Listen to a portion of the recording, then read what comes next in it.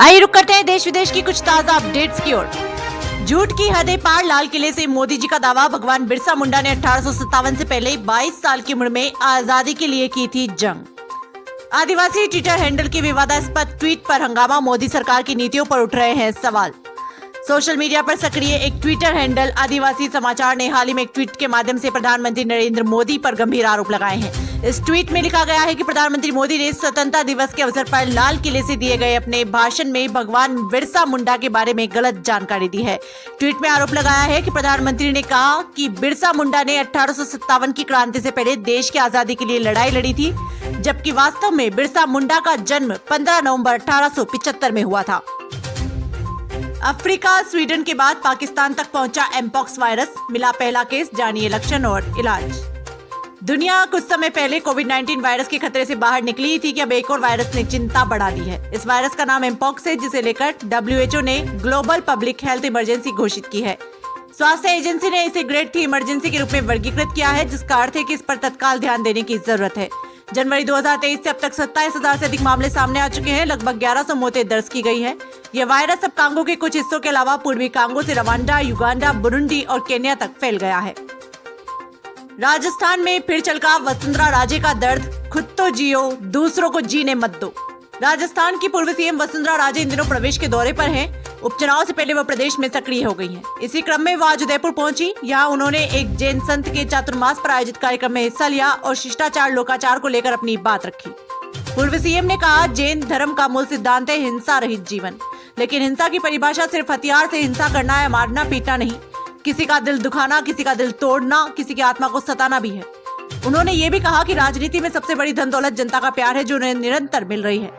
वे ऋषभदेव मंदिर में जैन संत आचार्य पुलक सागर जी महाराज के ज्ञान गंगा महोत्सव में बोल रही थी। हिंदुओं पर हमले के बीच ढाका पहुंचे भारतीय अधिकारी यूनुस के मंत्री को झिड़क दिया। बांग्लादेश में शेख हसीना सरकार के तख्ता पलट के बाद अब वहां पर अंतरिम सरकार शासन कर रही है। नोबेल पुरस्कार विजेता मोहम्मद यूनुस के हाथ में अंतरिम सरकार की कमान है।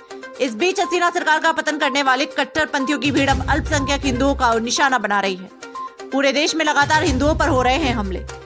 इस बीच भारत के वरिष्ठ अधिकारी प्रणय वर्मा राजधानी ढाका में स्थित बांग्लादेशी विदेश मंत्रालय पहुंचे। इस दौरान उन्होंने अंतरिम सरकार के विदेशी मामलों के सलाहकार तौहीद हुसैन से मुलाकात की। यूपी उपचुनाव 2024, सपा को चुनौती, सीएम योगी ने संभाला मोर्चा। उत्तर प्रदेश में 10 सीटों पर होने वाले उपचुनाव को लेकर तैयारियां तेज हो गई है। लोकसभा चुनाव के बाद एक बार फिर से इन उपचुनावों में समाजवादी पार्टी और भारतीय जनता पार्टी के बीच सीधी टक्कर देखने को मिलेगी। जहां सपा अध्यक्ष ज्यादा से ज्यादा सीटें जीतकर पार्टी कार्यकर्ताओं के जोश को बनाए रखना चाहेंगे, तो वहीं दूसरी तरफ बीजेपी एक बार फिर से पुनः अपनी समीकरणें साधना चाहेंगी। जेएनयू प्रोफेसर गंगा सहाय ने गोबर से गेहूं निकालकर बच्चा पैदा कराने वाले ढोंगी बाबा को किया बेनकाब। हाल ही में एक विवादास्पद बयान देते हुए कथावाचक अनिरुद्धाचार्य ने दावा किया, यदि गाय को पहले गेहूं खिलाया जाए, फिर उसके गोबर से निकले गेहूं को सुखाकर पीसा जाए, तो उस गेहूं से भगवान को भोग लगाने के बाद उसी का सेवन करने से लड़का पैदा होता है।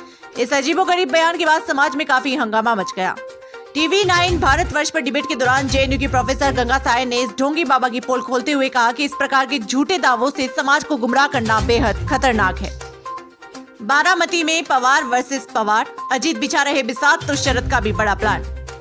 महाराष्ट्र विधानसभा में चुनाव को लेकर राजनीतिक सरगर्मी तेज हो गई है। महाराष्ट्र के उप मुख्यमंत्री और एनसीपी नेता अजीत पवार ने भले ही कहा हो कि अपनी बहन के खिलाफ अपनी पत्नी को मैदान में उतारना एक गलती थी, लेकिन बारामती में एक बार फिर से पवार वर्सेस पवार के बीच मुकाबले की चुनावी बिसात बिछाई जाने लगी है। बारामती विधानसभा सीट से अजीत पवार खुद चुनाव लड़ने की बजाय अपने बेटे जय पवार को चुनावी मैदान में उतारने का दांव चल सकते हैं। ऐसे में शरद पवार ने भी बारामती सीट के लिए खास प्लान बना रखा है। शरद पवार ने अजीत पवार के बड़े भाई श्रीनिवास पवार के बेटे युगेंद्र पवार को बारामती सीट से उतारने का प्लान बनाया है, तो रोहित पवार की सीट पर भी मुकाबला पवार बनाम पवार होने की पटकथा लिखी जा रही है। सीएम फेस कोई हो मैं साथ दूंगा, क्योंकि मुझे गद्दारों को जवाब देना है, उद्धव ठाकरे ने कर दिया ऐलान।